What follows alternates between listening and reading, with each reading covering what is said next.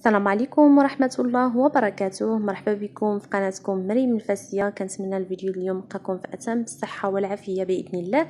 اليوم ان شاء الله غادي نقدم معكم وصفات للغوتي كيجيو ساهلين بزاف، بسيطين وكذلك كيحمروا الوجه. كنتمنى ان الفيديو اليوم ينال الاعجاب ديالكم، فما تنسونيش من تشجيعاتكم المحفزة ليا. فبقوا معايا نشوفوا المقادير مع الطريقة ديال التحضير. نبداو على بركة الله. اول حاجه غادي نبداو بها هي المكونات ديال القرص او القراشل. خديت واحد لوبول، غادي نزيد عليها ملعقه كبيره من السكر الخشن وملعقه كبيره ممسوحه من خميره الخبز. غادي نضيف لها كذلك كيس من سكر الفانيلا، وغادي نزيد ربع كأس من الزيت وكأس مملوء من الحليب الدافئ، وغادي نزيد بيضه كامله. كنعتذر لان المقطع تحتف ليا، ما عرفتش شنو المشكل. وغادي نضيف كذلك ملعقتين من سمسم او الزنجلان وملعقه كبيره من نافع. غادي نخلط المكونات جيدا وغادي نبدا باضافه الدقيق. بالنسبه للدقيق غادي نحتاج ل 300 غرام ديال الدقيق الفرز، ما يعادل 3 الكؤوس ديال الشاي او العنبه. صافي غادي نبدا نجمع الدقيق ديالي هنايا، طبعا يكون مغربل من قبل. صافي هنا غادي نبدا نجمع العجين. ضروري ان العجين تكون خفيفه. هنا كما كتلاحظوا واخا كتلتصق في الايد غادي نبقى نجمعها تدريجيا حتى نحصل على واحد العجين اللي متماسكه. صافي هنا غادي نجمعها غير بالاطراف الاصابع ديالي هكذايا، وانا كنجمع حتى نحصل على واحد العجين اللي متماسك. غادي نضيف عليها واحد الملعقه صغيره من الزبده وكنبدا ندخلها في العجين ديالي.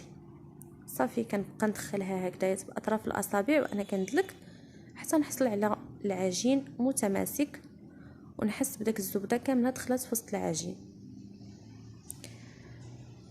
صافي هنايا من بعد ما كملت غادي نخلي العجين ديالي يرتاح، نغطيوه بسلوفان او ورق المطبخ ونخليوه يرتاح. هنا العجين ديالي من بعد ما ضاعف، يعني الحجم ديالو وارتاح كما كتلاحظوا، غادي نبقى نشكلو الكويرات يعني صغيره. صافي هنا دهنت شويه ديال الزيت في الايد ديالي وغادي نبقى نفرغ داك الهواء من الداخل، وغادي نشكلو هنايا على شكل قريصات صغار. يعني الحجم كيبقى اختياري، انا هنايا خليتهم حجم صغير. بالنسبه لهاد العجين فغادي تخرج ليا 9 ديال القريصات. صافي كنبقى نشكلهم بنفس الكيفيه حتى كنكملهم كاملين. هنا ممكن انكم تعمروهم بالشكلاط من الداخل ديالهم. صافي هنا كنستمر بنفس الكيفيه وكنرجعهم يختمروا شويه. هنا من بعد القرص ديالي من بعد ما اختمر، صافي هنا خديت اصفر بيضه وشويه ديال الحليب خلطتهم مع بعض وكندهن بهم القرص ديالي. وهنا زينتهم بشويه ديال السمسم او الزنجلان وغادي ندخلهم للفرن. في هاد الاثناء راني شاعله على الفرن من الاسفل فقط، غادي ندخلهم يطيبوا ومن بعد غادي نشعل عليهم من الفوق باش ياخذوا اللون ديالهم او يتحمروا ليا من الفوق مباشره. غادي نمر باش نوجدوا المملحات ديالنا او الفطائر المالحه. هنايا خديت واحد لوبول ضفت فيها شويه ديال الملحه، زدت عليهم شويه ديال الابزار وشويه ديال الزعتر، ملعقه غير مملوءه ديال خميره الخبز وكاس مملوء من الحليب الدافئ. ممكن تعوضوه بكاس من الماء الدافئ. غادي نضيف عليهم 2 معالق كبار من الزيت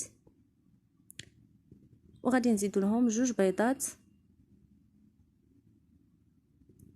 وغادي نزيد ملعقه صغيره من خميره الكيماويه.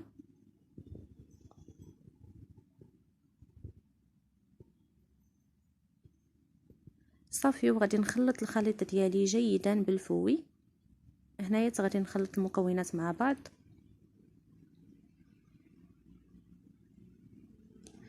صافي غادي نخلط داك البيض مع المكونات المتبقيه جيدا حتى نحصل على واحد الخليط.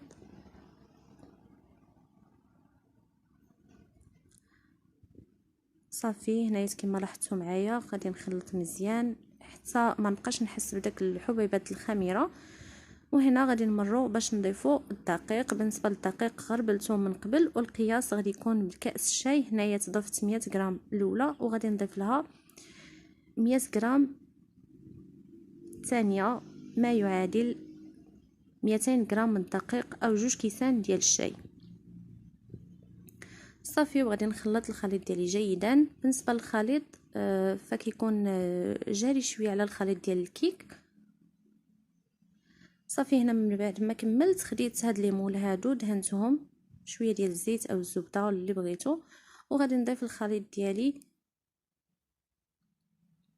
على هاد الشكل حتى نكملهم كاملين. وبالنسبه للحشوه فكتبقى اختياريه. انا هنايا تعمرتهم شويه ديال الفلفله حمراء وشويه ديال الزيتون، غادي نضيف عليهم شويه ديال المورتاديلا حكيتها وشويه ديال الفرomاج. طبعا فالحشوه كتبقى اختياريه، انا ضفت لهم غير هاد الحشوه وكيجيو لذاذين بزاف.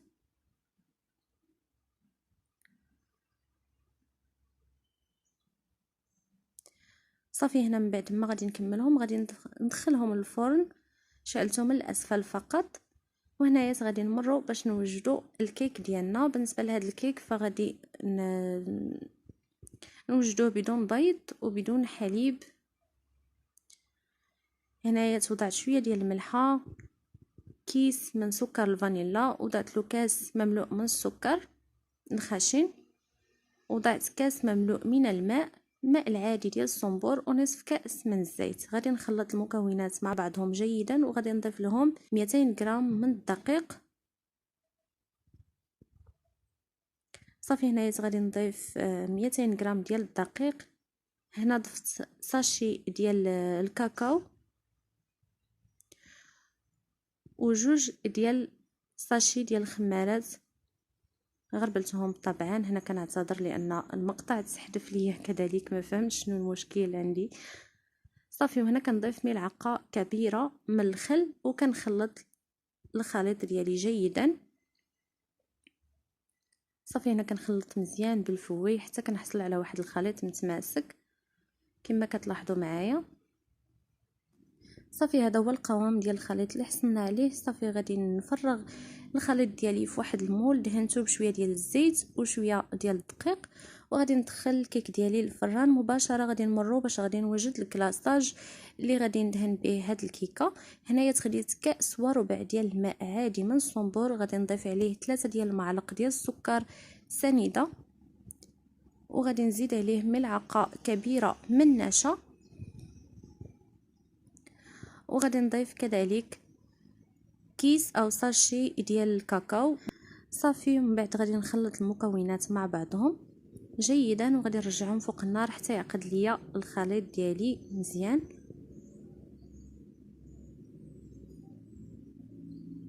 صافي هنا غادي نحرك المكونات جيدا مزيان وغادي نرجعهم فوق النار. صافي هنا مباشره ما نزلت الخليط ديالي من فوق النار غادي نضيف عليه هاد الشوكولا بالحليب، كان متوفر عندي، ممكن الاستغناء عليه او تضيفوا دانيت ولا شوكولا هكا مربعات عادي، انا كان متوفر عندي ضفتو. هنايا غادي نحركوه جيدا باش يذوب ليا الشكلاط مع السخونيه ديال الخليط. صافي في هاد الاثناء الكيك ديالي ها هو انا ما خليتوش يبرد صراحه، حيدته من المول دغيا دغيا باش هذا نزينو. هنايا صافي غادي نزينو بالكلاصاج اللي وجدنا او هاد الصوص ديال الشوكولاته. صافي هنا التزيين كيبقى اختياري، يعني ممكن تضيفوا اي حاجه متوفره عندكم. صافي زينته بشويه ديال الكاوكاو وشويه ديال حبيبات من الشوكولاته الفيرميسيل. وصلنا لنهايه الفيديو. هادو هما الاشكال اللي حصلنا عليهم. كنتمنى ان الفيديو اليوم يكون نال الاستحسان ديالكم. هادو الفطائر المالحه اللي وجدنا، شوفوا كيجيو زوينين بزاف وكيجيو هشاشين ومقطنين، ما كيجيوش نهائيا مدقسين من الداخل ديالهم. هذا هو الشكل النهائي ديالهم. وهادو القريصات اللي حضرنا كذلك الشكل ديالهم كيجي زويون بزاف وكيجيو مقطنين ومفشفشين، كيجيو لذاذين بزاف. وبالنسبه للكيك كذلك كيجي لذيذ بزاف وكيجي هشيش من الداخل كيدوب في الفم. كنتمنى ان الاقتراحات اللي اقترحت عليكم اليوم ينالوا الاستحسان ديالكم. الى فيديو مقبل باذن الله، والسلام عليكم ورحمه الله وبركاته.